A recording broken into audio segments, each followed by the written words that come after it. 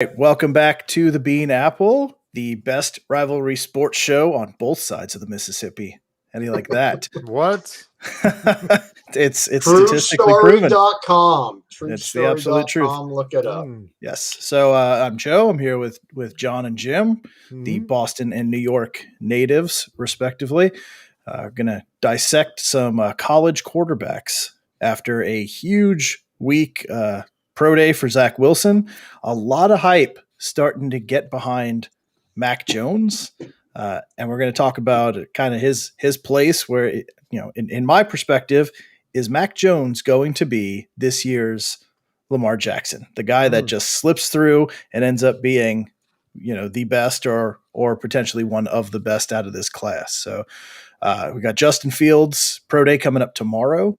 So I want to talk about kind of what you guys think he's going to have to show tomorrow to get back into the conversation. Because to me, he's losing ground so fast in this quarterback competition to get drafted high that I don't know what he's going to have to do. So I'm interested to see what you guys think. The fans, obviously, let us know what you guys think throughout this. I think this is going to be a fun episode. A lot of stuff to break down. So as always, before we go, hit that subscribe button. Hit that bell, set the alerts to all so you know when we're live every single time. You could jump on, join the chat, let us know what you guys are thinking because that's what makes this fun. So without further ado, you guys ready to roll? Absolutely. Let's do it. All right.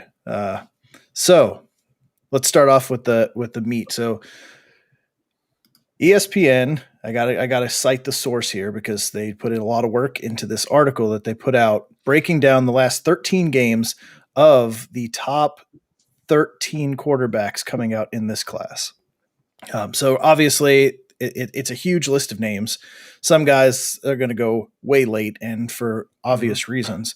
But when we're breaking down the big guys that we're looking at, this article that ESPN put out, and I advise you guys to go check it out because it is a great in-depth article, incredible article, but they go 3 steps deeper than your normal cover of what you see for quarterback statistics. So they go into quarterbacks under pressure, what their QBRs are. This is all over the last 13 games. So because of COVID, it's kind of hard to do. So they just took the last 13 games, not just the last season. So we're looking at completion percentages downfield over 20 yards, out routes, 10 yards or fewer, 11 to 20 yards, all sorts of different stats, just absolutely incredible. And the thing that really stood out, and I was talking to you guys about this throughout the day, is Mac Jones' statistics in all of these categories are mind-boggling. I mean, they are so above or pacing the top guys that it's hard now for me to look at these and say that he's not in the conversation to be one of the top quarterbacks taken.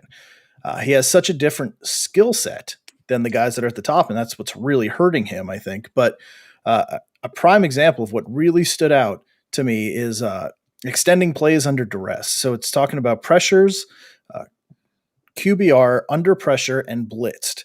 Mac Jones' total QBR while he was pressured was a 78.3. While he was blitzed, a 97.3, which is the top tier out of the 13 guys. The next best was total QBR for pressured quarterbacks was Zack Wilson at a 44. And I go back, Mac Jones was a 78. Zack Wilson is a 44. Right. And then it's huge. And then it tightens up. I mean, it's 37 after that, 33 for Trevor Lawrence, to put that into perspective. 78 under pressure to 33 for Trevor Lawrence. And Justin Fields is all the way down at a 22. And while blitzed, Zack Wilson was a 94 QBR, blitzed, right there with Jones. And then it's another drop off to Kyle Trask at 86. Fields down at 81. Trevor Lawrence, 69 QBR while being blitzed.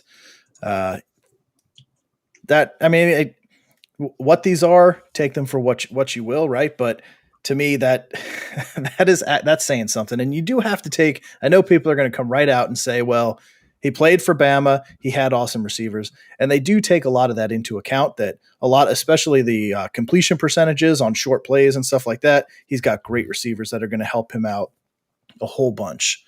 But one of the really cool things. Let me find this. The percentages missed. Where is it? Okay, so here's the off-target percentages. Mm-hmm. So 10 or fewer yards downfield, Mac Jones is off target on 3% of his passes, which everybody is actually pretty low. And the other side, the 11 to 20 yards, he's at 7.6%. Fields is actually the best in that range. Lawrence is at 8. So there was another one, though, that was really good. In and out of the pocket, right? So this is this one. This is the one that really, really shocked me, right? Because Mac Jones is not a running quarterback, right? That's kind of what everybody talks about. His total QBR in the pocket was a 95. Zack Wilson second at 88. Justin Fields at 88. Trevor Lawrence at 79. Putting things into perspective here. Total QBR outside the pocket. Mac Jones leads the group with a 93.9 QBR out of the pocket, followed by Mund at 88 and Wilson at 86. Trevor Lawrence down at 66.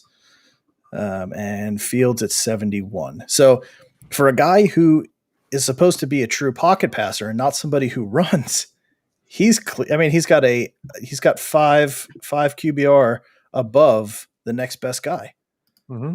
That's insane. Like what these statistics are, and yes, you can make stats say whatever you want, but they are painting a completely different picture from just going off of your completion percentages, touchdowns, everything, because of what we see on his what he's surrounded by, right? He's got excellent wide receivers, but you look at his accuracy, he's not missing. He gets out of the pocket, he makes things happen for a guy who doesn't run. So I'm really curious to see, obviously, what our viewers are thinking on this. Like, is this legit? Like, is this going to put him in the conversation? Is this why San Francisco traded up? Are they looking at Mac Jones and not Justin Fields? Mm-hmm. I mean, what do you guys think? Well, you guys know my take on SEC football, so I don't have to explain that. You guys know I love SEC football. I think they're the most powerful college football conference right now. They play the toughest teams, and Bama has been on top, forever. So take nothing away from them, but they get the best players.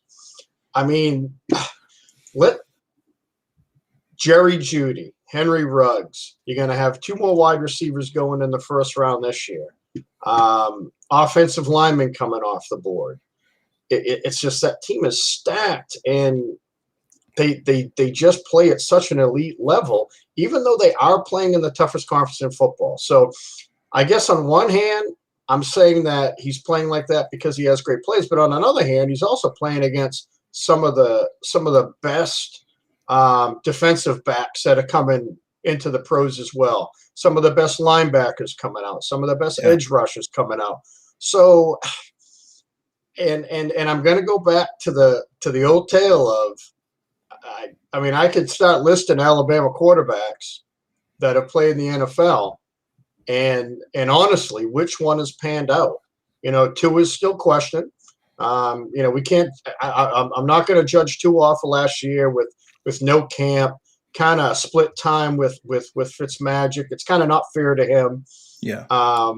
So this year we'll see how Tua is going to do. But I mean, look at some of these guys. I mean, that have come out from Bama. In fact, who was the last quarterback drafted out of Bama? AJ McCarron. So AJ McCarron never really made it, and he was drafted by the Bengals. I want to say 4th round, I believe. But you just don't hear anything from Alabama quarterbacks. Now, the thing I think Mac Jones has going for him, and I don't know the scholastic part of these other quarterbacks that have come out.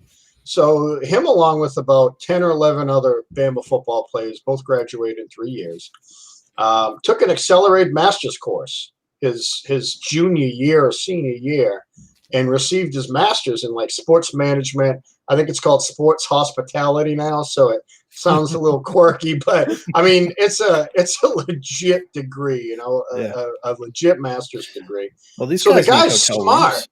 Yeah, of course, and I'm, who knows, maybe he'll be an agent one day. I don't know, But I mean, the guy's smart. He doesn't make many mistakes, but he's also blessed with.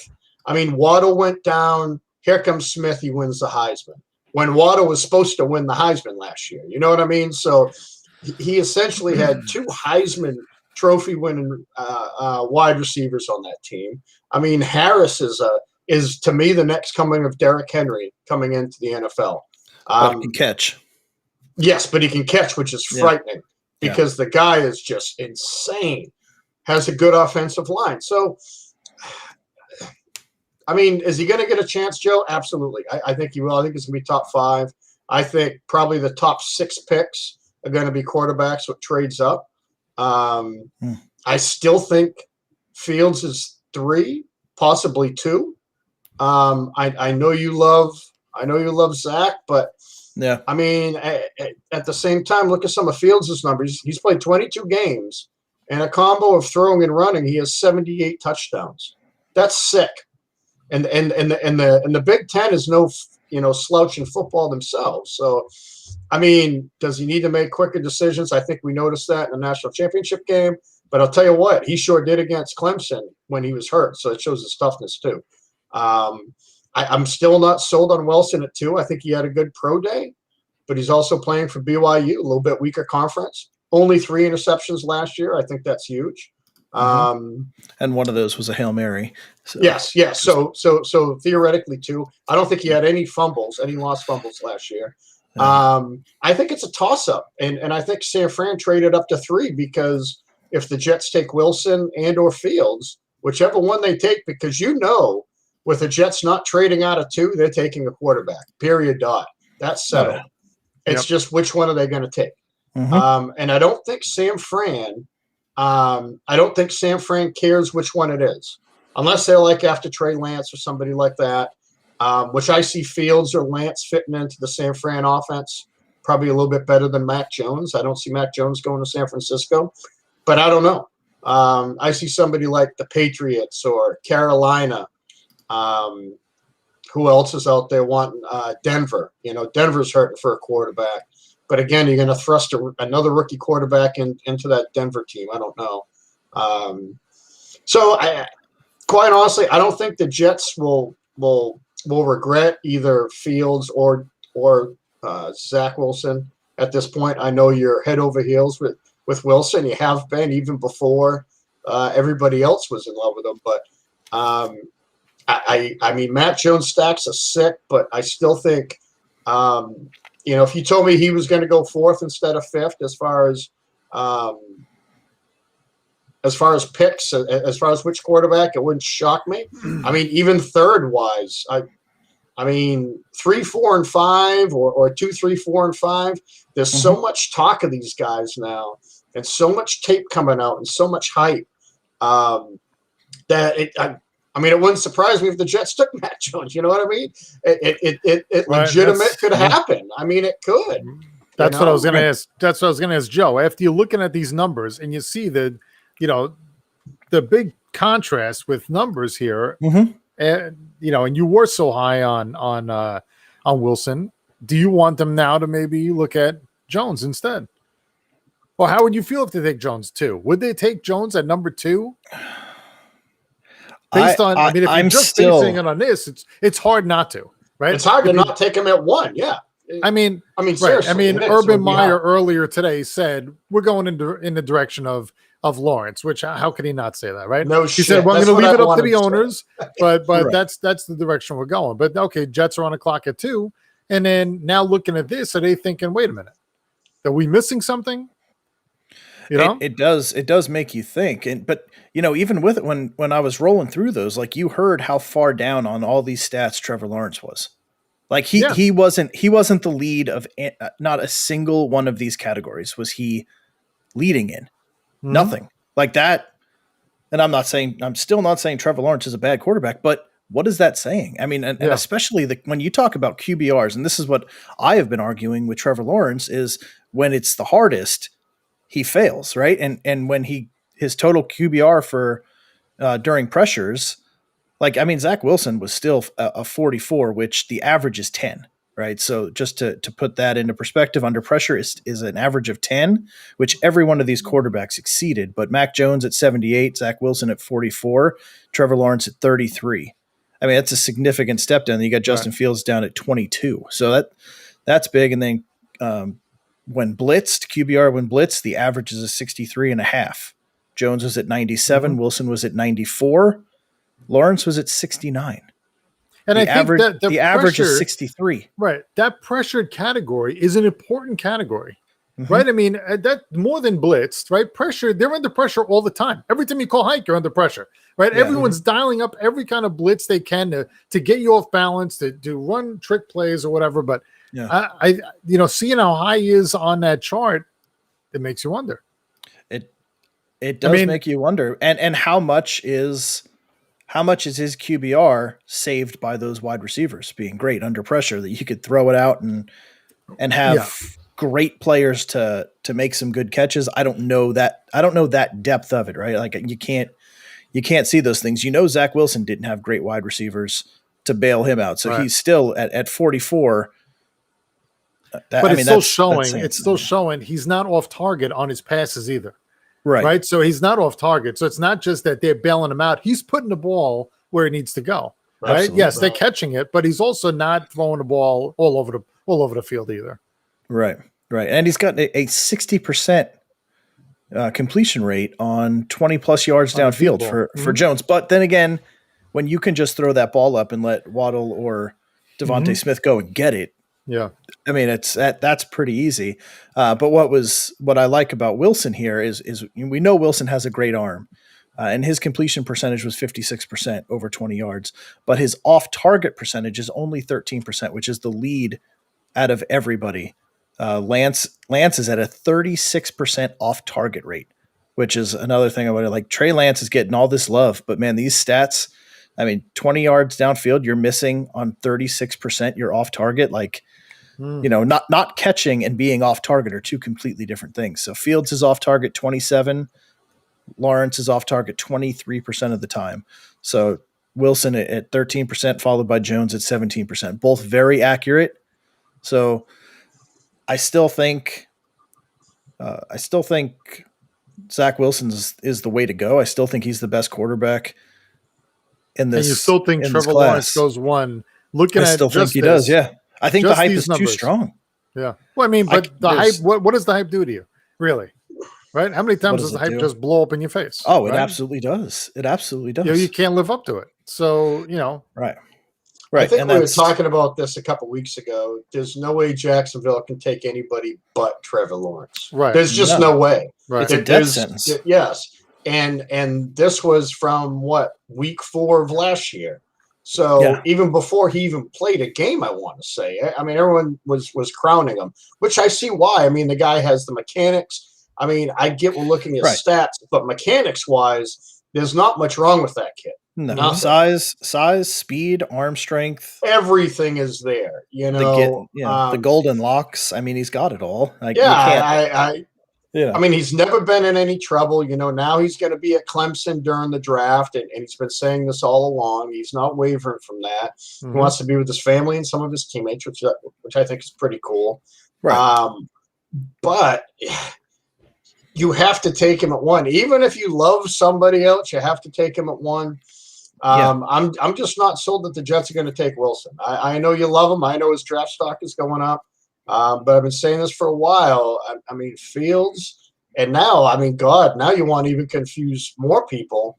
They're probably going to be watching quarterback tape from now until friggin' 30 seconds left for their pick. We've got 1 month exactly to go. So they're going to break down everything to try and eliminate who not to take. But quite honestly, Fields, Wilson. I think them two are in the same category. Mac Jones, again.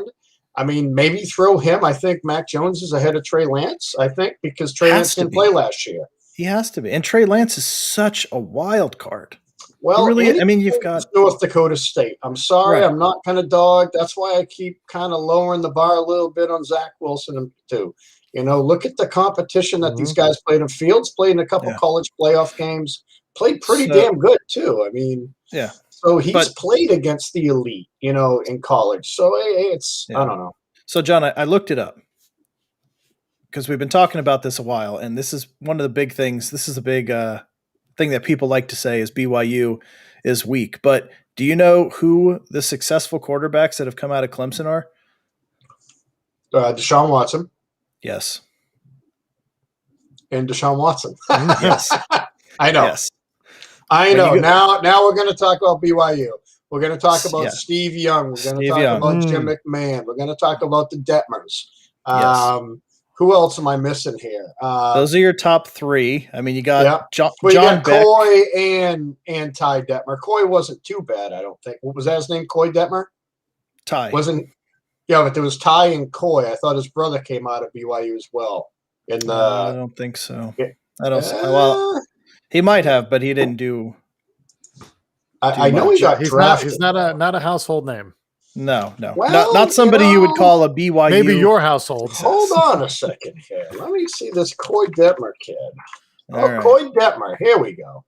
Let's see where Mr. Coy was drafted. I'm just curious now. He's 47.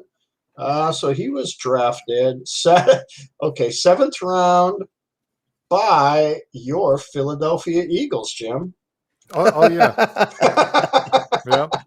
Careful, he's going to throw a battery at the computer screen. I know, yeah.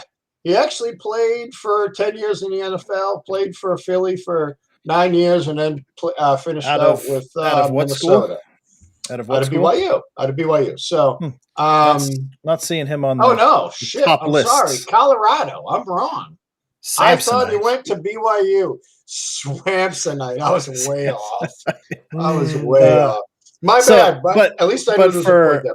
You did. But for all the guys out there that are like, oh, you can't take him because he went to a small school, but there's no problem taking a Clemson quarterback who there's been one successful, and we'll see what Deshaun Watson turns into. He with all of the legal stuff swirling him, God knows if he's even going to play football anymore. So Clemson's this powerhouse that can compete with anybody, and we need to respect the quarterbacks that are coming out of there, but they haven't produced but one quarterback that's shown any sign of success, as opposed to some guy named Steve Young and another quarterback, Super Bowl winning quarterback in Chicago there. So, I mean, how do you weigh those two when you say BYU can't be taken seriously because they've always been in a small school? So now I'm not saying not take them seriously. I'm just saying, well, not you, competition wise, right. I get it, but I mean, I'm kind of in that group of kind of talking down to their competition.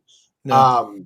But I mean, again, you got Fields who's playing in the dance. You got Trevor Lawrence who's played in the dance. So, they've been playing against pretty elite teams the last couple of years. Now, Fields hasn't started that many games. He started 22. But 78 touchdowns total. That's insane.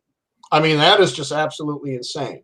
He had like 63 passing, and I mean, that's a lot right there, but 15 rushing as well.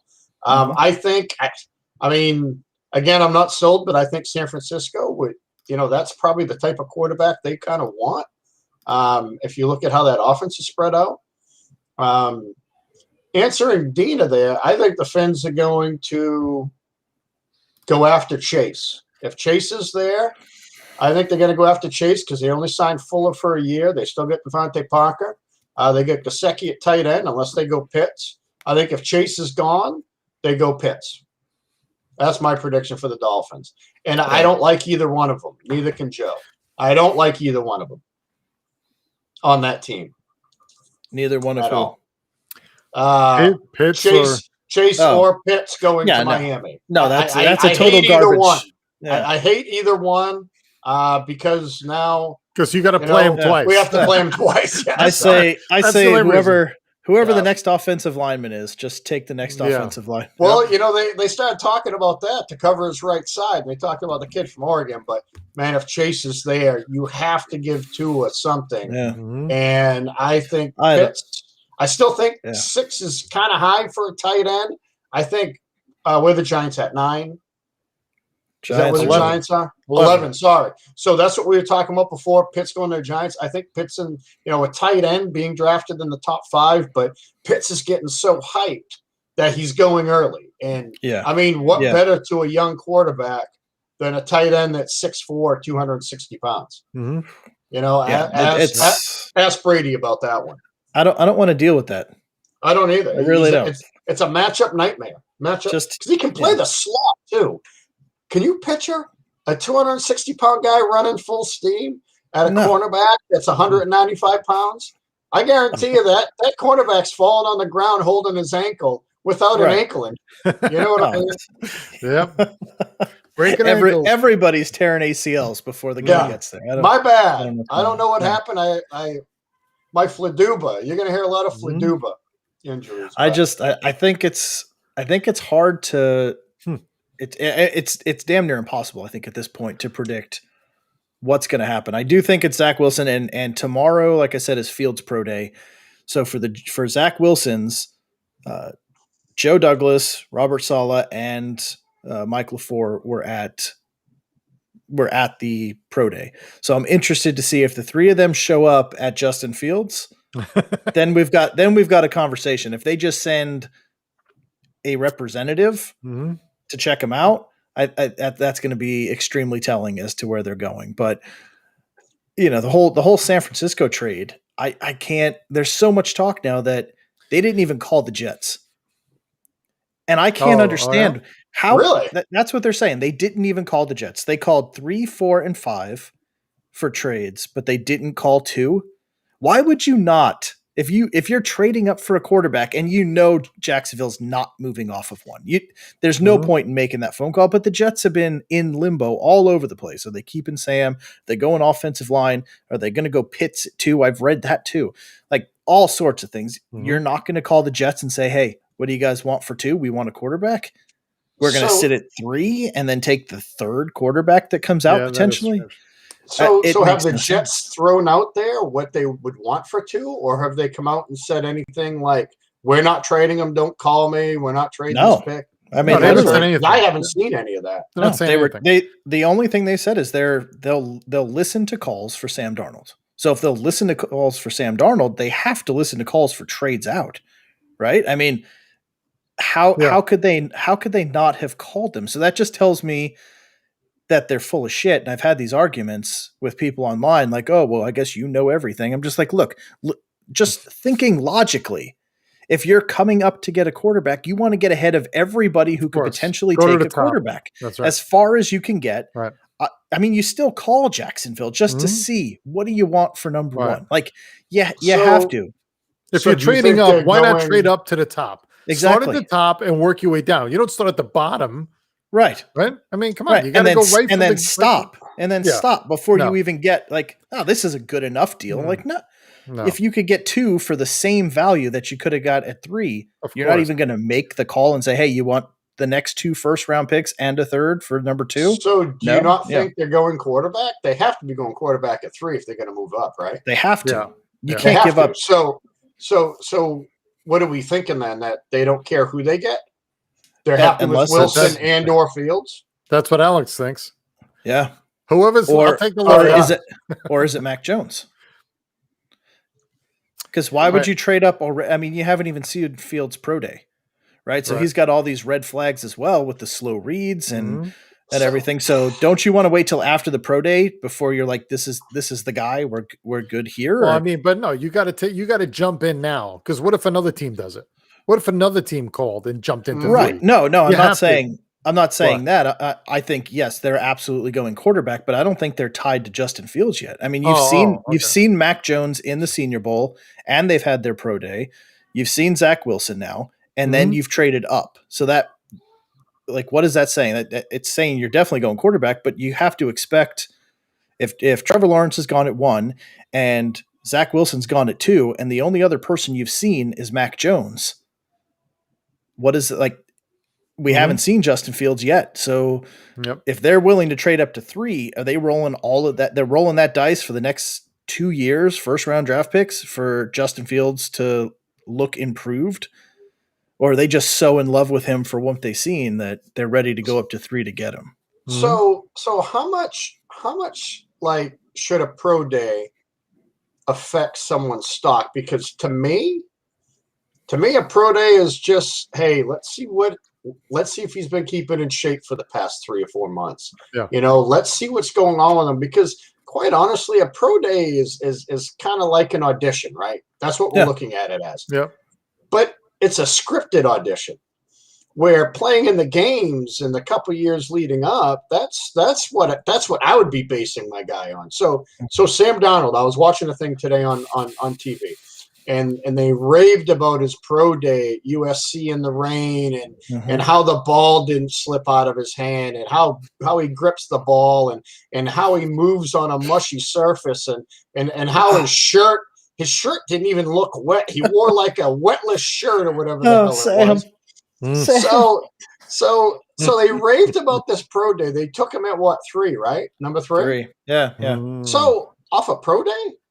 Well, why would you rave about someone's pro day? I guess I just don't understand. Like, when I was watching Wilson's pro day, yes, it was good. He also wasn't being chased by anybody. I mean, he threw across his body 50 yards. Sweet. We knew he had that arm, because we watched him do it in real life games, throw a dime like that.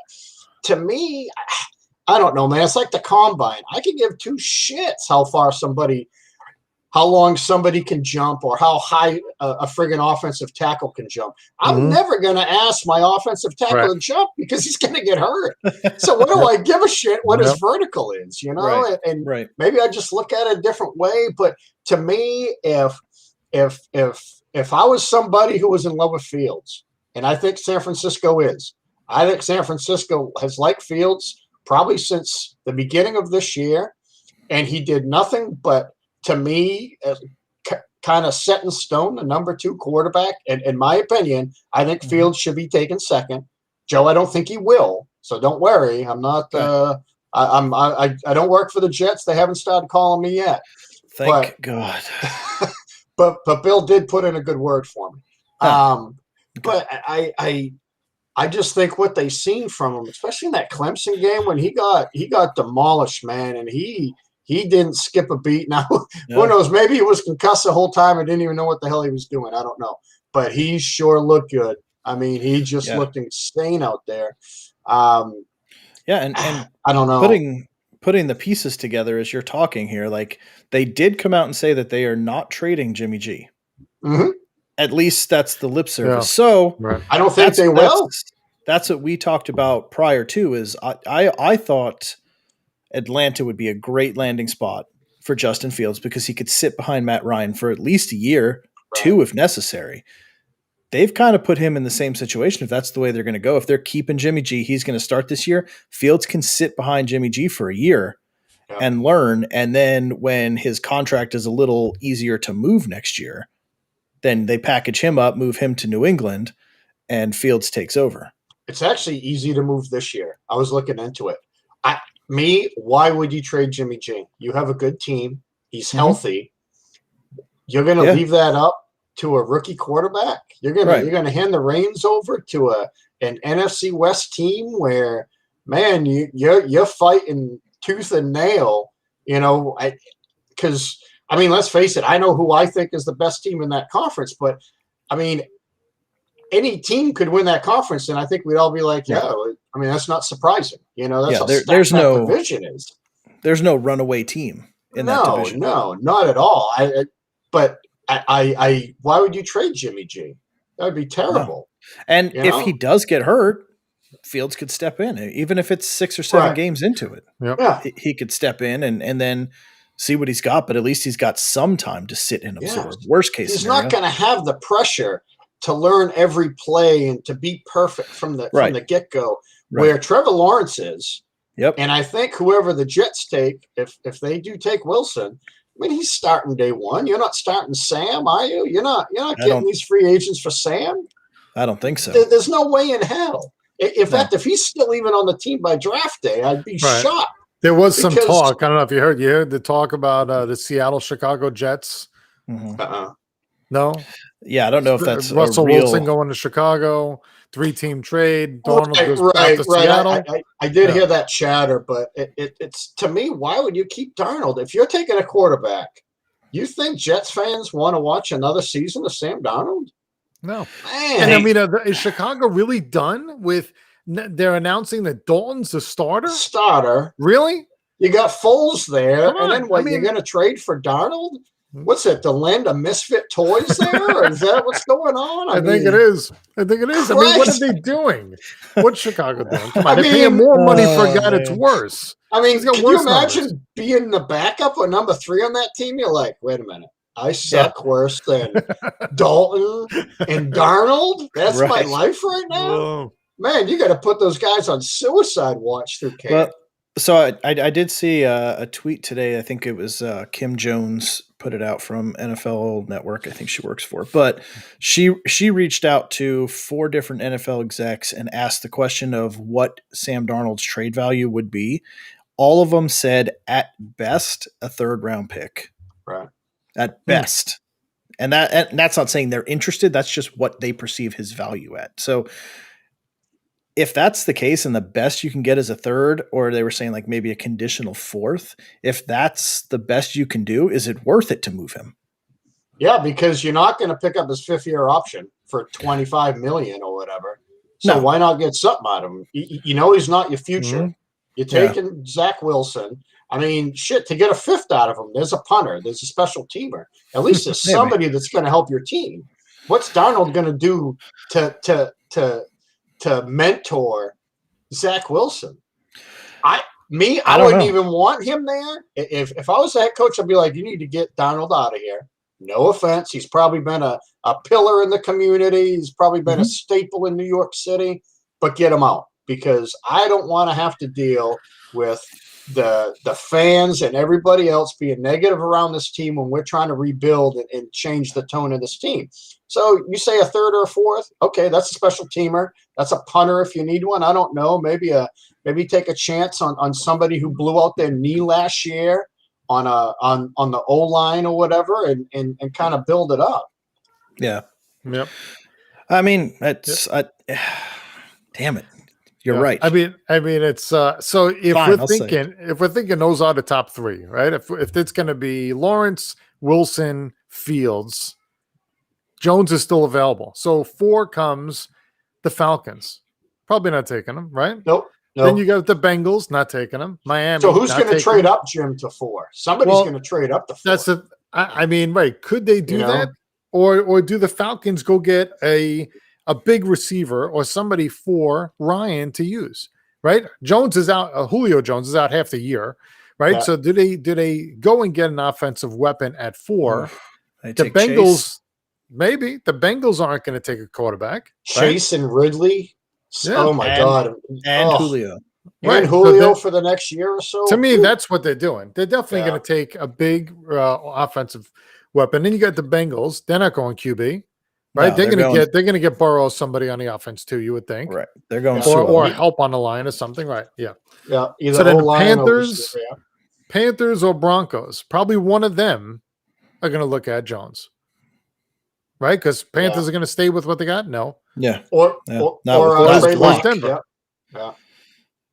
Yeah, Denver's got to, but and the Lions just got Goff. Are they going to? Right, the Lions are they going to abandon that? No way! I guarantee you, they're going to grab him a weapon or defensive player or somebody. Right. So then the kid drops. It to me, he doesn't go further than 9. It's got to be Panthers or Denver. 8 or 9 have to take Jones. And like my sister was saying there, Miami at 6 now, do they trade out? Do they trade out and get more picks? Or do they stay there and get another weapon for there has to be somebody that they want, because why would they have traded back up and given up a 1st round pick next year? Yeah. To trade back again, unless they're floored by somebody who wants to come up and get Mac Jones and they offer 2 more 1st round picks and to move back again. And right. Could Denver say, hey, we need Mac. We want to come up to 6. Right. And trade with Miami? And get another 1st back, and then maybe. Well, I think Miami knows that there's going to be, Jim, just like you call it, potentially 4 to 5 quarterbacks in the first 5 to 6 picks. Yeah. So say it goes to Atlanta. Atlanta trades out. So I'm going to guess and say Atlanta's going to trade out. Someone's going to trade in to get a quarterback. Denver jumps up. Denver, New England, Carolina, somebody. New England. Joe just threw up in his mouth. Don't. Yeah. I think I just saw him. I think I just blacked out for a second. Are we still on air? Look, Bill signed everybody he needed to. He got all of his guys back. There's not much he has to do for starter-wise. So I wouldn't be shocked. I mean, I'd like to see him stay at 15 and maybe get an edge rusher again, but whatever. So say if somebody moves up to 4, so now you get the top 4 picks as quarterbacks. Miami's at 6. Cincy's either going – I mean, if I was Cincy, I'm taking Chase there because I'm going to reunite Burrow and Chase. But Burrow also got killed last year. Yeah. So can you get an offensive line? Can you go O-line in the second round to help? Of course you can, but not like you can from the kid from Oregon or the kid from Northwestern. So now, let's say worst case they draft Chase. There's Pitts right there at 6. You know what I mean? There he is. So Miami got him. Dina, I agree. They did move up for 6 for a reason. I think it's because they know that one way or another, they're going to have their franchise wideout / tight end on that team, or maybe even go offensive line for 2. I don't know, but I think he needs, another weapon. Because again, you only signed Fuller for 1 year, which he's really good. I mean, that's a great signing by him. But, man, can you imagine Chase learning from Fuller and Devontae Parker or Pitts? Right. Shit, man. That's a frightening offense. Gesicki and Pitts. Man, yeah. I mean, and then she was talking about drafting Harris at 18. If they get Chase and Harris, I'm gonna be pissed because, man. You know what that might mean? It might mean the Pats are gonna be in what place? Not next year, but maybe the year after, Jim. I may agree with you. Don't say 4th, Joe. Yeah. So it's happening. So this is a perfect segue to what I had about the Jets. In the last I wanted to hear this. They've drafted 10 quarterbacks. So it doesn't matter who they draft. This next one's going to suck too. Jim, I knew you'd get a laugh out of that. Yes. Is that real? Look 10 I think I counted it. Yes. I think all first rounds? All first round? No, so not first round, just in the last 12 years. Okay. Since the Sanchez, then? Is that what you're talking? Hold on. Let me read it. I was looking it up earlier. It could be. Miami's taking over. Miami Buffalo. God, I hope I'm right. Who was the Buffalo fan? Alex or Mark? No, Mark? So there's Mark. Darnold. Yeah. Come on, please. There's Hackenberg. There's remember him? No. There's Boyd. Again, this is just Geno Smith. Clemson quarterback. Boyd, yeah. McElroy. Oh, yeah, McElroy. Alabama. They had 4 picks in 2010 and 3 in 2009. What were they doing? Sanchez, Eric Ainge, Kellen Clemens, and Brad Smith in the same year. Yeah, I was right. Brad Smith was a wide receiver, though. Maybe it's not 12 years, though. That doesn't look like 12 years to me. It doesn't sound like it. Okay, they went Julian Edelman style with Brad Smith. He still listed as a quarterback. That's what I counted. Yeah. Okay, so let's go 2000. Pennington. Sorry, I know we're getting off track. Oh, now we're way out. Brooks Bollinger. Is that 2? No quarterback there. That was Brad Smith and Clemens is 4. Eric Ainge 5. Mark Sanchez 6. McElroy 7. Maybe it's 20 years. Yeah, Geno so you Smith, prove 8. Yes. There's a history of nothing. 9. Because they never win. 10, so you're right. 11. We know they've done nothing. 12. So the last since 2000. I know, Rob. I know. 18 years, 12. Sorry, I just love it. Yeah, that's okay. You guys are going to start that carousel now. Let it begin. It starts with Stidham. We'll see how far it goes. I mean, I think the Pats. Rob, leave me alone. You would think the Pats do move up. I mean, if this holds true, the way the draft is right now, like we said, and the QBs are all going up at the top, and Burrow gets the receiver, and Miami gets the tight end. Detroit's got to take an offensive weapon, you would think too. right? Then you got Carolina or Denver. One of them are going to take the QB. Yeah. And then we get Dallas and the Giants, right? So when the Giants get up there, they're still going to have Smith. They're still going to have Waddle. They're still going to have guys up there and what's his name? Slater and other guys to pick from. Any one of them are going to be a huge benefit to the Giants. So yeah, I can't wait to see what's going to happen. I know we're a month away, but I know this draft is going to be awesome. Like I'm so excited to see how it's going to play out, but I don't know. And sorry, 9 in the last 12 years. Oh my God! Will you delete whatever Jets info you're looking up? No way. Hit delete. Hit delete. I love it. No way. Okay, I'll close it. So it's 8 actually, because you can't. That would be like counting Julian Edelman as a quarterback. Julian Edelman was listed as a wide receiver coming out of the draft. Yeah, but Brad Smith was converted instantly to a wide receiver. He was still drafted as a quarterback. Okay, so God. 8 and 12 years is that's better. It's a little better. It's a little better. But I don't know. So you guys, you're pretty convinced though that Fields is still holding on to number 3 no matter what. Is he kind of like if Lawrence? I was you, I'd want Fields at 2. I just like Fields better. I do. I like Fields. I have from the beginning. I just do. I like Fields better than Wilson. I can't wait to see, because I am obviously completely on record saying that Wilson's going to be an elite quarterback. So I'm going to be so interested, and I have all these arguments on Jet sites where they think he's garbage, and they still, so many people want to draft an offensive lineman at number 2. And my mind is like on the verge of exploding over I seen that earlier on that web page that you were it drives me on. It drives me crazy. Like literally the worst thing the Jets could do is draft an offensive lineman at number 2. No, if the you worst want thing an they offensive could do is lineman, trade out. That would be better than drafting an offensive lineman. Then they're staying with Donald. If you're drafting an offensive lineman at 2, you're staying with Darnold. Well, so you might as well give that spot up to somebody who wants Zack Wilson, get a ton of picks back, and then take an offensive lineman. Like, it just makes more sense, doesn't it? Like, yeah, I guess.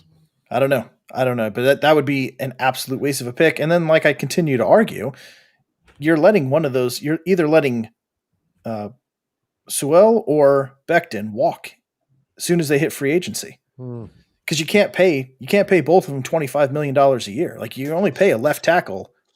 Well, with 17 games and the potential salary cap after the $1 billion TV deal that's going to hit next year, they may be able to pay everybody $25 million. I don't know.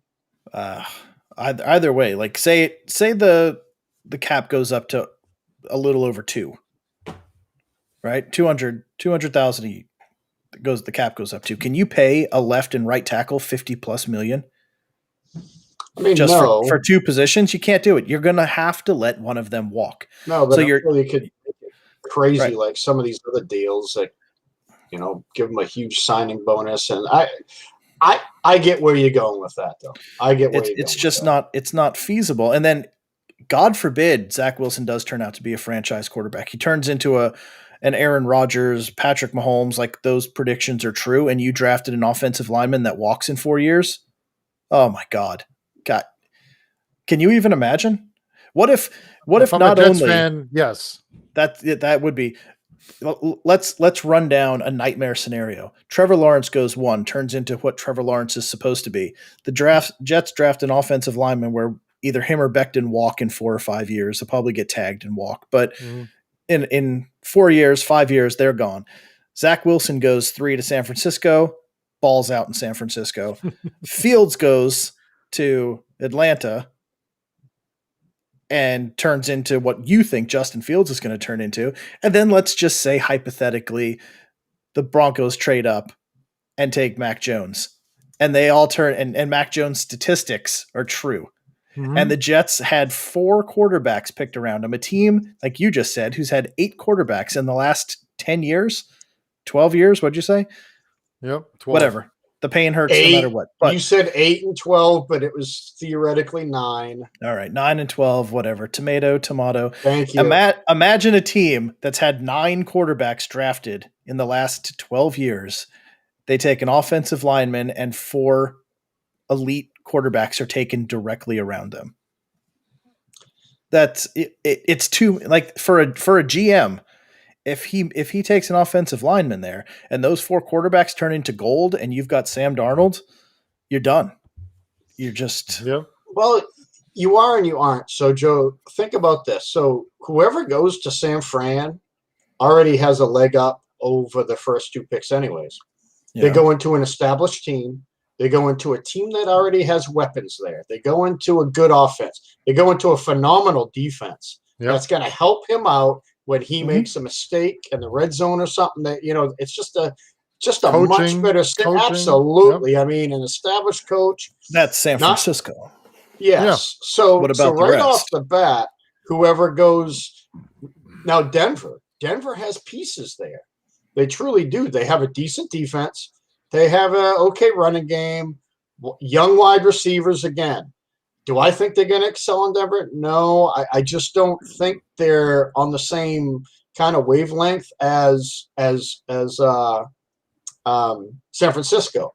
So now let's talk about Carolina, because that seems like to be the next logical. Good offense there. They really do. They got McCaffrey if he comes back.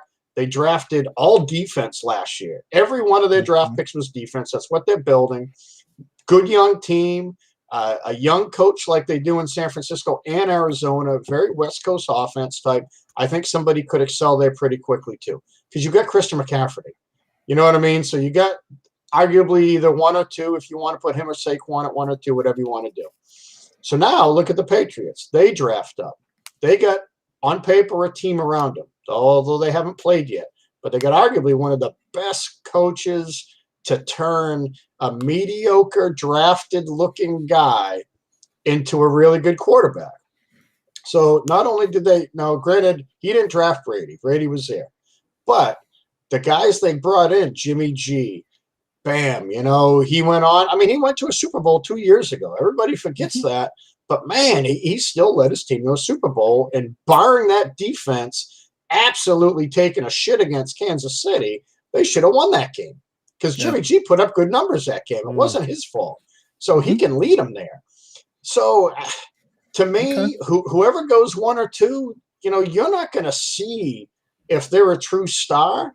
And that's if they hit on the draft in other spots for another 3 years, maybe even 4.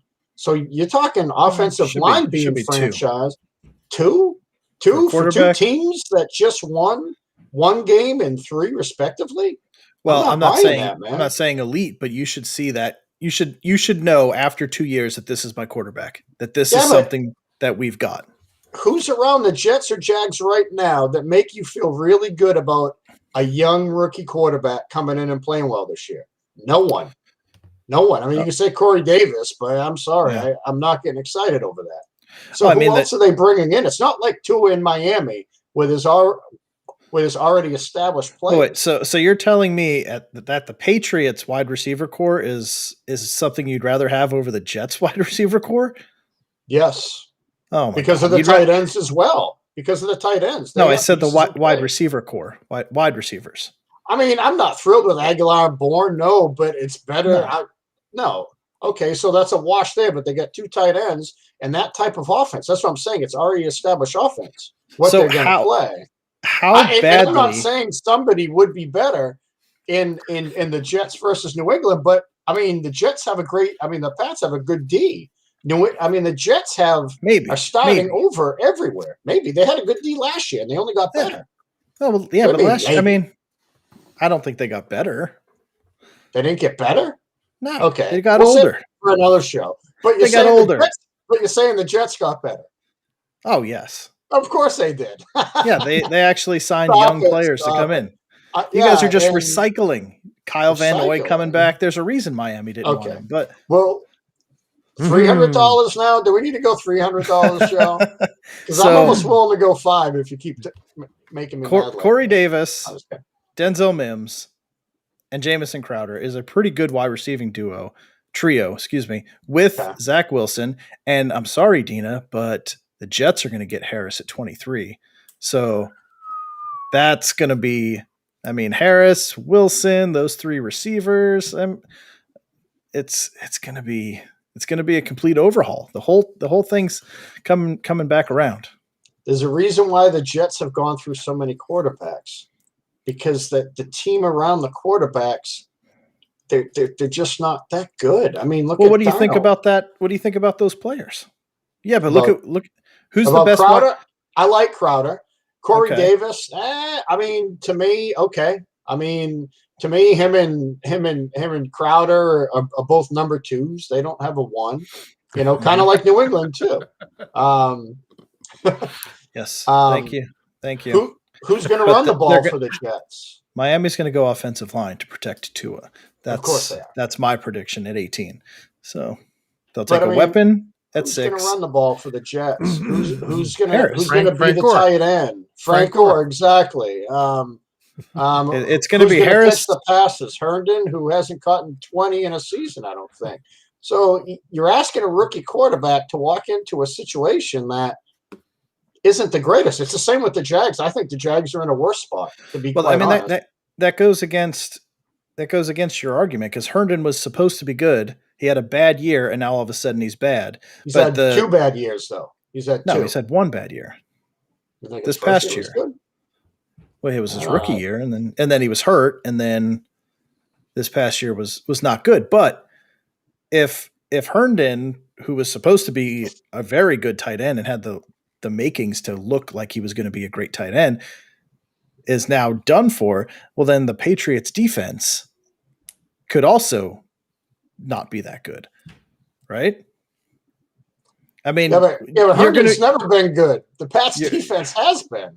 But you're going to be good because you're getting a couple players back on defense that are now a year older and haven't played football in 2 years. That's only one person. The other one retired. Chung retired. The only one that didn't play last year was Hightower. That's the only one. You had like 9 players sit out. We did, but they all weren't starters. There's only a couple starters that sat out last year. One was the offensive lineman that we traded to Texans, Cannon. So I guess they don't take kindly to sitting out, huh?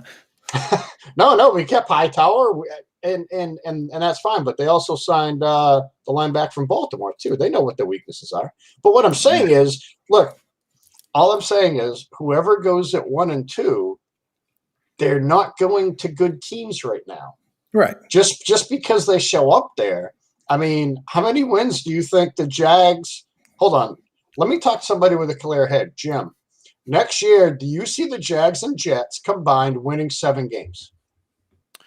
Combined, winning 7 games. I'll say yes. Oh man, I don't know if I'd say more than 7. Okay, 7. So 7's the over/under. 7, yeah. I'll say 7's the over/under. Okay. That's why I picked 7. What is this argument? That's why I said over. What I'm saying is, you're talking that the Jets are going to be a great team in 2 years. I think it's going to be 3 years. I'm not saying they're going to be a great team in 3 years. I'm saying they're going to know their quarterback by year 2. Yeah, but they still don't know Darnold yet. Because he's not a good quarterback. Like, that's established. Like, yeah, but he had a great pro day. Regardless, obviously everybody was wrong. Pro day. I mean, everyone was wrong. But look at pro day. Look at the leap that Josh Allen's taken every single year. As much as you hate him, Baker Mayfield has gotten better. Yeah, but man, those guys are on good teams, Joe. They got weapons around him. Josh Allen has had weapons there since he's gotten there. Cleveland had put weapons there the whole time. He had John Brown and Cole Beasley. Those aren't weapons. Yeah, but Brown actually had 1,000 yards 2 years ago for him. Yeah, because Josh Allen's good. Because Josh Allen's a good quarterback, turns out. I mean, yeah, this past year he was really good. Yes, absolutely. Yeah, he's gotten progressively better every year. As the team got better and the weapons got better. Baker's gotten better. He's shown improvements. Yes, he's got good weapons around him, but this year, I would say this last year Baker got good. So both of them peaked in year 3, right? Right, and that's what you expect. The teams around him is really good, and that's why I said you're not going to see these guys excel until year 3 or 4. That's kind of what I'm getting at. Rob's smart. He knows it's the over as well. So, any chance? Rob's a Cowboys fan. So is Rob really that smart?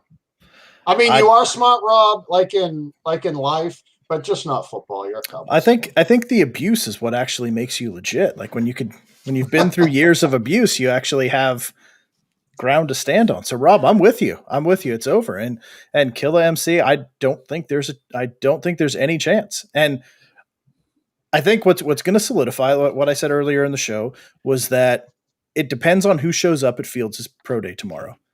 If it's the whole team again, like it was with Zack Wilson, we might have a conversation. I'm going to be a little bit nervous, but I think seeing the GM, the coach, the offensive coordinator, all there watching him, I think it's going to be hard. I think it's going to be really hard to say that it's not going to be him if they don't all show up for Justin Fields. That's what I think. I think Wilson's a lock at 2, and you go from there. But so no, I think the Jets are going to trade with the Texans for Watson, and then Watson's going to get suspended for 2 years. that actually sounds like the most likely scenario at this point. I got a feeling. I don't want to see it happen. I'm just, I wouldn't trade a stick of gum for Watson right now. And he's my favorite quarterback in the NFL.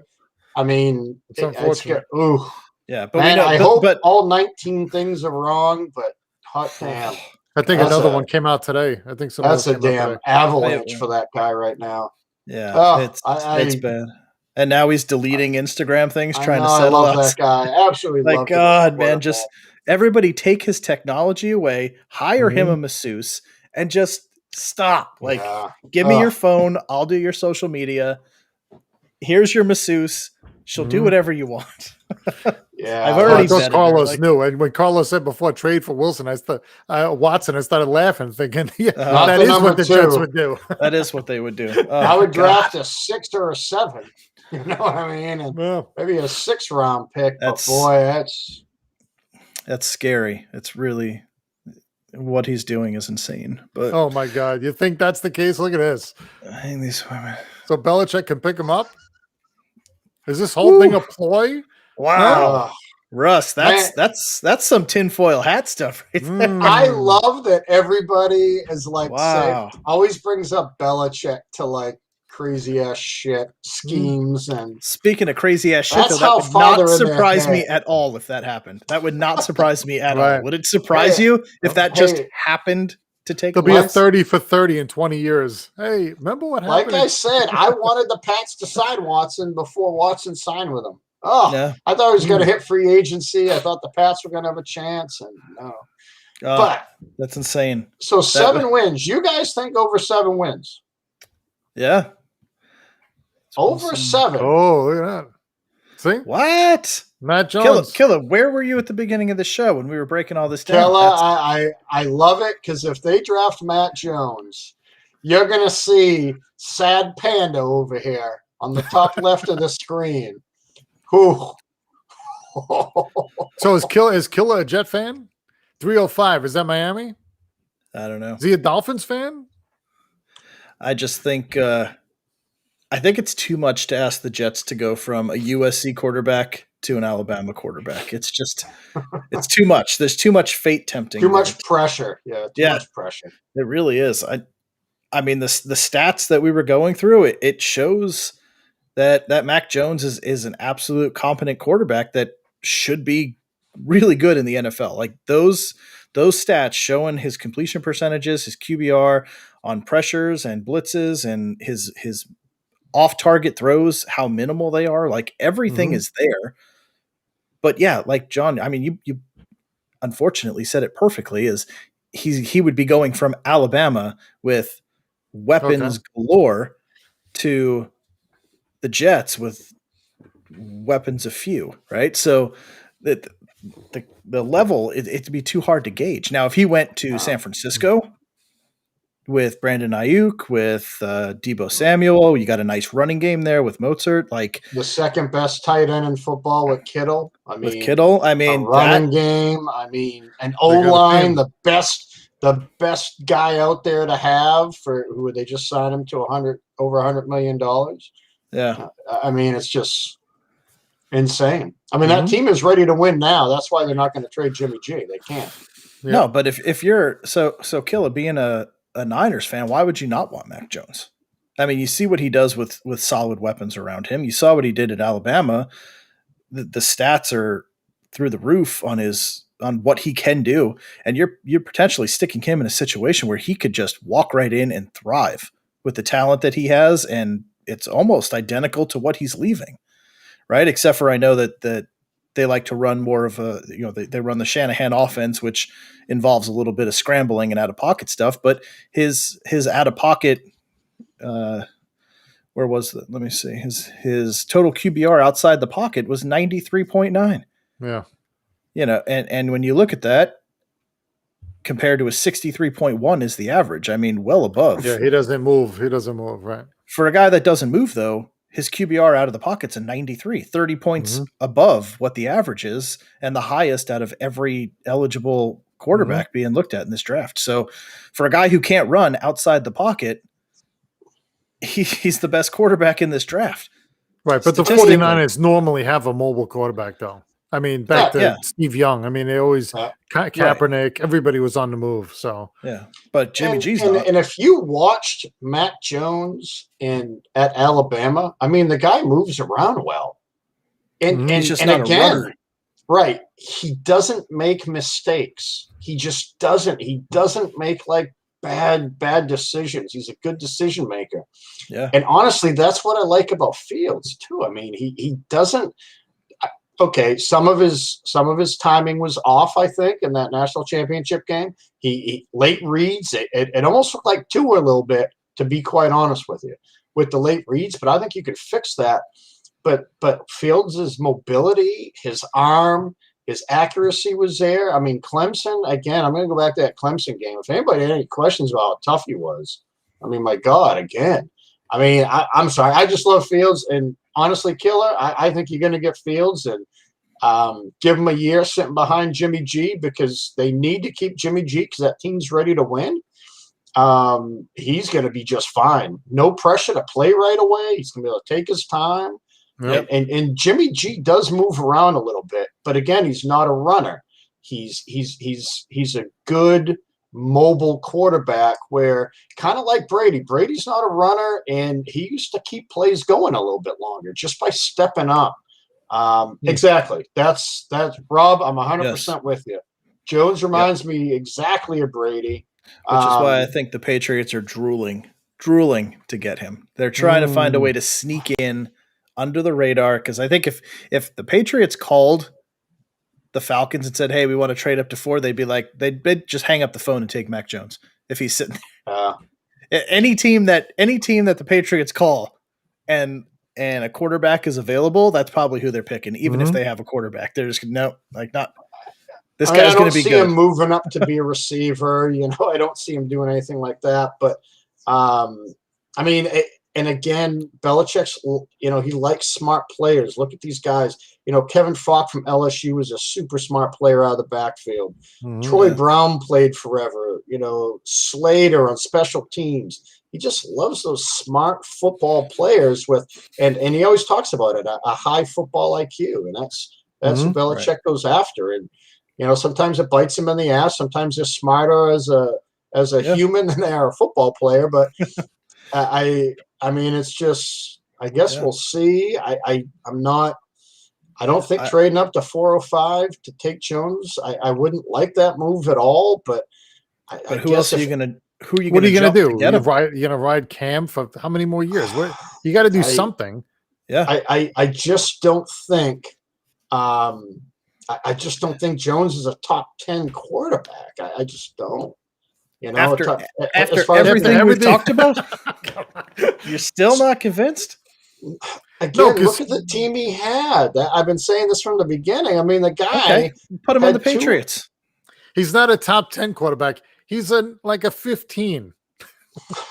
So if they stay pat at picking. So if they stay pat at 15, that's what he means. That's what he means. If they stay at 15, I mean, I'd like an edge rusher by then, or Waddle if he's there. So if Jones is available at 15, Pat's around the clock, you don't want him taking him. I want the Pats to stay away from Jones. I already said. Are you crazy? Are you crazy? Wow. Could you imagine him with those two tight ends? How is that? How can you not take him? Wow. Alex, I'm with you. Right. I don't he think probably won't be around. He probably won't be around. But the idea that you wouldn't take him, you wouldn't want him to come on. No. Look what Alabama quarterback has done well. We just talked about average. Clemson. Okay, Alabama has Joe Namath. Right, but what I'm saying is Trevor Lawrence has been the unanimous number one for 3 years now when he came out because of his mechanics, the throwing, his ability. Mac Jones has played really 1 year with a friggin' all-star team. What quarterback doesn't do well at Bama the last 5 years? Name one that hasn't. Yeah, but his stats speak for itself. Yeah, but so was Tua's. So was what's his face, the kid on Philly. His stats went crazy. AJ McCarron's stats look crazy in 2015. He gets paid well as a backup. I'll give him that much. Good for him. Yeah. But these guys are on all-star teams that I don't know. It scares me. I've been worried for Alabama quarterbacks. I've told you guys this before. I'll always give love to Bama players because I love them. I just don't want to see one of their quarterbacks on the Patriots. I don't. So you are all out on Jones. If he's sitting there at 15, not interested. No. I have not been. I've been saying this from the beginning. You can tell me he threw 89% last year. Man, did you see what Smith does when he catches the ball 5 yards? He runs for 95-yard touchdowns. Well, Carlos, that's the only successful Alabama quarterback. So why is that though? How could they have such a successful program and be in it and play in the toughest division and the guys can't transition? Yeah. Is that how you say the word? Transition to the NFL. How is that possible? Because they didn't go to all-star teams. Honestly, think about Bama's team. They've had Derrick Henry. They've had, Mark Ingram. They've had, now Harris just the last couple of years. It's just insane the running game they have. How many teams blitz Bama and do well with that?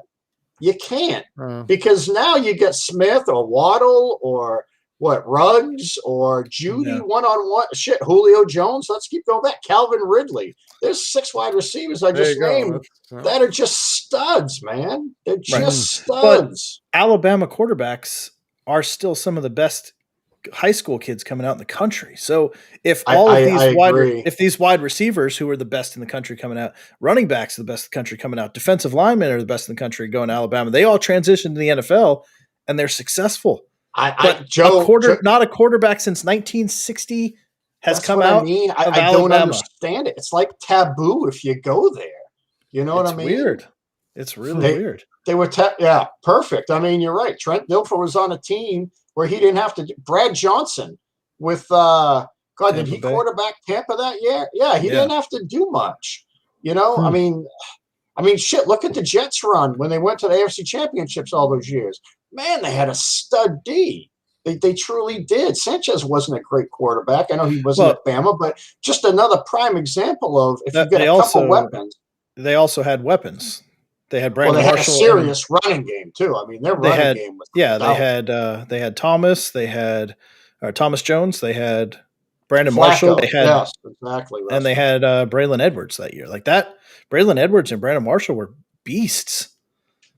And Thomas Jones was just running everybody over. That was insane. But I think, but Killa, he makes a great point. That's right. That's what the NFL is now. Like Brady is a lone wolf, really. No other quarterback can sit back in a pocket, be a pure pocket passer today, and get away with it. Who else does it successfully? Who else does it successfully? Like Brady's had 21 years to hone this in and get, really good at it, but you can't survive in the NFL today sitting there and doing this. I don't know. It would be hard to draft Mac Jones in that scenario because you need people that, hey, I need a first down and I've got to go 12 yards to get it. Brady can't get that. Manning couldn't get that. It's a different time now, obviously, That's right. And that's what I would have loved to see what Mac Jones can do running, but he doesn't do it.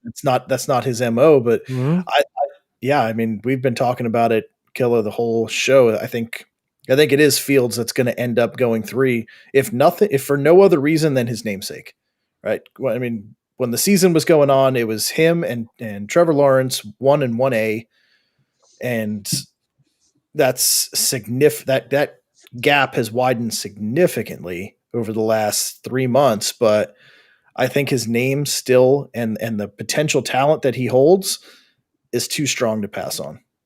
Especially on that team, boy. Especially that team is stacked for the next couple of years. Yeah. Though I don't think he's Watson 2.0. I think he's Cam Newton 2.0. I think he's closer to Watson. I kind of agree with him. I like Fields a lot, though. I do. I like Fields a lot. Look at his size. He looks just like Cam. Cam's a little bit bigger than him, though. Is he? Yeah. Cam's a stout dude, man. Cam's so like a is Justin linebacker. Fields. He is, but I mean, I agree. He has the same makeup as Watson. If I had to guess, he'd be closer to Watson. Let's see. So hey, while you're doing that, hey Roberto, being a Cowboys fan out there, which I'm surprised you'd admit, who do you want Dallas taking in the first round right before the Giants, so the Giants don't get him?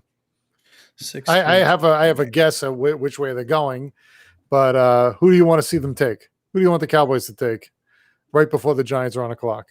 Just say defense, Rob, because that's what they have to do. I want to see if it has to be defense, because the defense is Swiss cheese. But I love seeing it. I love seeing that last year. Just pitch it back, run for 60. Right? I mean, it was great. It was great. Every mock draft I've looked at, Jim, it's been defensive back. Every single one. No edge rushers, nothing. Right? It's all defensive back. Yeah. So, but you're right. You never know, Jim. With Jerry Jones, can you picture if Waddle's still around, which he should be, or Smith? He could be. Again, and we talked about this, I think, last show. How do you pass on that? Right. If he's got CeeDee Lamb and Cooper and what's his name, and then they're going to get one of those guys, Waddle or come on. That would be ridiculous. That'd be ridiculous. What if Pitts falls? Yeah. Oh boy. What if Pitts falls to 10 and they grab him? Surtain, Yep. That's why. So he's a fan and he knows it. See, Joe, this is how you should be talking. This is This guy is honest. This is an honest fan right here. So wow, I give this guy a lot of credit. This guy gets a lot of credit. Man. Speaking of honesty, I was wrong. Justin Fields is actually kind of right in the middle of the two.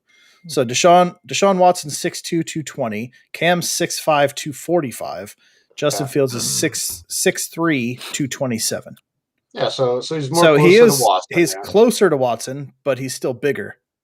So he's in between. He's a hybrid Cam Watson. And I'll take that. I'll take that any day of the week. Should we nickname him DeCam?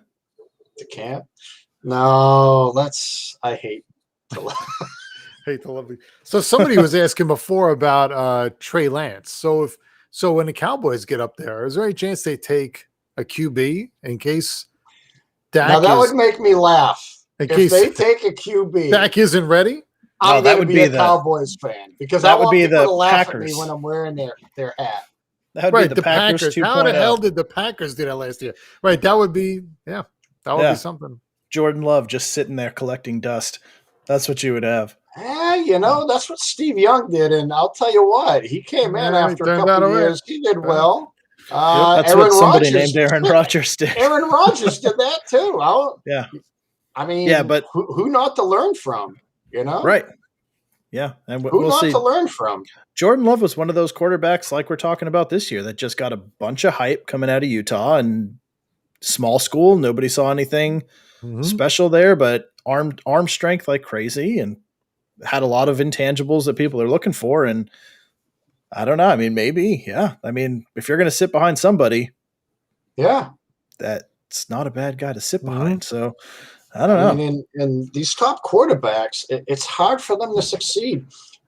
Now, in all honesty, if Darnold would have been drafted by a good team, let's say a team with an established line, kind of like the 49ers right now, say Darnold's coming out this year. Niners just traded up. Darnold's a third-ranked quarterback coming out. Is he different? Does he have a different career? I'm willing to bet he does. Of course. Of course he does. That's what I mean. So it matters where you go and what the situation is like. We don't know the Jets situation, Joe, and this isn't dogging you. There's just too much to be done in the next couple of years. And if they don't hit on these draft picks, all these number ones, there's so much pressure on these guys to hit on picks and not fail. This is when you screw up. Yeah. I mean, it really is. This is when you screw up. I mean, look at the Pats. This is where you make your money. It's where you make your money. Yes, you make Brady your money left last year. What happened? There was so much pressure. They had players opt out. Cam got COVID, everything. It was just you start making poor calls. Yeah. And I've seen it all year. I've seen it all year with Belichick making just kind of weird calls, and it was just awful. And it's just, now I'm going to go back to it. They should keep Darnold. They should keep Darnold and let him play next year. I'm going to come out and say this. Because that's what I was arguing. Let the guy sit a year. I think, as we've talked, let him sit a year, or let him come halfway in. But you just have to pray to God that Darnold still sucks, or he's mediocre enough not to have to keep him. Well, because actually, you don't. Throws for 5,000 yards and 45 touchdowns, and that's an awesome problem to have. That is an awesome problem to have. But then what do you do? Because you have to. That's next year's show. That's next year's show. That's right. Then you are sitting in San Diego, which I can actually say is problem there. When they had Drew Brees and they drafted Phillip Rivers behind him because they thought Brees was done. Brees came out, lit it up, and then they decided to move on from Brees and keep Rivers, which turned out to be the mistake. And they should have traded Phillip Rivers. That's why. But he came back. He tore his ACL. They drafted Rivers. Rivers sat that whole year. Brees was awesome. Yeah. And then they decided to go ahead and let Brees walk and give it to Rivers. And that's the same thing that they would run into with Darnold. Is this is a 1-year rental. It's an all or none situation. Yeah. You would have to tag him and trade him in that instance. Yeah. But then that would be a great problem. And Wilson doesn't. That would make sense. That would be exactly what would happen. Very, very true, Alex. Brees was iffy because that's why Miami pulled out. No, wait. Miami offered him a contract, didn't they? Yeah. And he chose New Orleans. My bad. My bad. He chose New Orleans. Right. But yes, it was because of his knee. His knee was a huge question mark then. Yep. Yeah. Miami or Packers, the same thing with Favre and Rodgers. Yeah. They could have kept Favre for another 5 years. Well, and been fine. Favre kind of screwed them over because he kept prolonging his decision. He did. And then finally they said, if you don't tell us now, Aaron Rodgers is a starter. And that's what ended up being. And he went to Minnesota and then the Jets. He went to the Jets and then Minnesota. Yeah, that's right. Yeah. So I don't know. I can't wait for the draft. The good thing is it's a month away and we'll be live. So get to see Joe's reaction right away. Yeah. Man. Right away. And then you got to stay on. You can't all of a sudden I have to because we're picking again at 23, so I can't just leave. I guess I could pop back in and be like, "Hey, fix the internet," Here's my dream scenario. Here's my dream scenario. There we go. This is gonna There's been a trade. Hold on. First pick, Jacksonville, number 1. We know Trevor Lawrence. There's been a trade. The New England Patriots are now on the clock.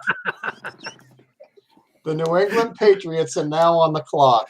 The Jets just traded with them for a Gucci handbag, a pair of shoes, and Bill Belichick's son as a coach. I want that little dog. I want his little dog. And then you take Wilson. And then we take Mac Jones at 15. Mac Jones, and it turns out to be A.J. McCarron, making $9 million a year as a backup. Zach Wilson turns into Steve Young. And thanks, Killer. Come on for draft night, man. If you want to come on, let us know. Yeah, 49ers fan, yeah. Definitely subscribe and join us each week because this is all we do. So good stuff. You too, Alex, Rustin, Rob. If you guys want to come on for draft night, let us know. What do we need? Just their emails, Joe? Yeah. All I need is your email. So get in contact with us. Give me your email address. I'll shoot you a link. Bring you on for your pick. Break it down. Talk about what you think, and have a little bit of fun, razzing each other like we always do. I mean, that's what we're good at. We might not know a lot about sports, but we're good at giving each other shit. So, I think we know a lot about sports. I mean, questionable. It's questionable. We haven't won the top sports show award yet. So no, but nobody does in their first year, Joe. Remember, we're rookies. We're like on the Jets right now. We're just trying to make a name for ourselves. We're like on the Jets, yes. Yeah, we need a cowboy guy. There's our cowboy guy. We need a cowboy guy. We do. We got Russ, the Colts guy, Alex, Chargers.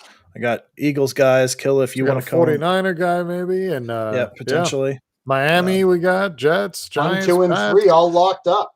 We got Bengals. That's going to be fun. You know, we need Falcons. Any Falcons fans out there? I got a friend that's a Falcons fan. Really? And I actually watched the Super Bowl with him. Oh, Lord. He's not coming on the show. Patriots beat it. They're great. He's not coming on. I will say, he was not cocky at all because he kept saying the whole time that I have a feeling the Patriots are going to come back. Raiders guy.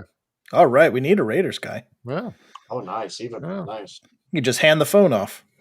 Well, or the computer screen, whatever. Yeah, that's fine. Yeah. However you choose. But we need it. I'll hit Michael Vick up. I'll see if he wants to come on, but he might be busy. So we'll go from there. I follow him on Facebook, so I should be able to get him to come on. If you have any success like I do, where I send people messages and then it just says sent forever and never seen. Yep. Yeah. And I am going to throw that back in their faces one day when I'm like, hey, DM'd you 6 years ago. Read it. Remember? Like, yeah. Oh, I wasn't good enough then, Right.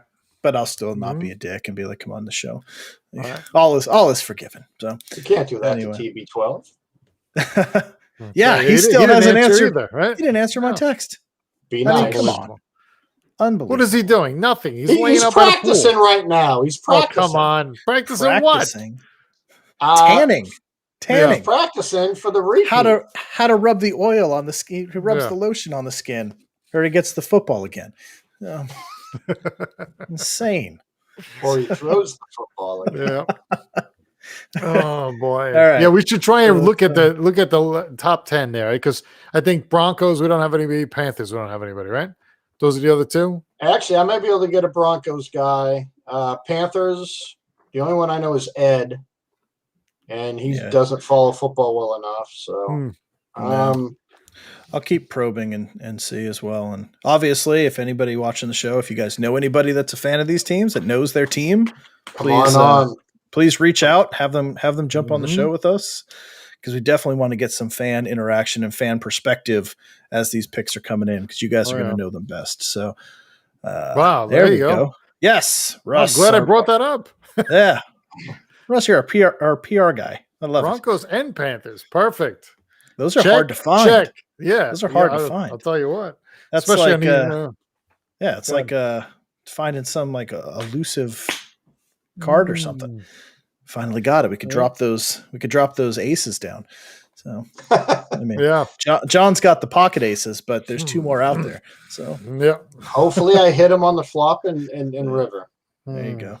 All right, cool. So please guys, reach out. Just shoot any of us, text, whatever. Shoot us your email. Let me know who it is so I can start getting that compiled, and we'll get ready for that show in now less than a month. Just super exciting. And another exciting thing for the rest of us out there, Thursday, opening day, baseball. Thank God. That's right. Because I am dying without sports. And I know basketball is considered a sport. I just don't get into it. So, it's going to be so nice. I mean, we'll be on in that day, kind of recap what's going on. I don't know what time the Yankees and Red Sox play yet. I haven't even looked at that. Red Sox are playing at either 1:10 or 2:10, I believe. It sucks. The first 3 Sox games are at 1 and 2 p.m. in the afternoon, so I won't even be able to probably catch most of that. So good chance we can recap them anyway.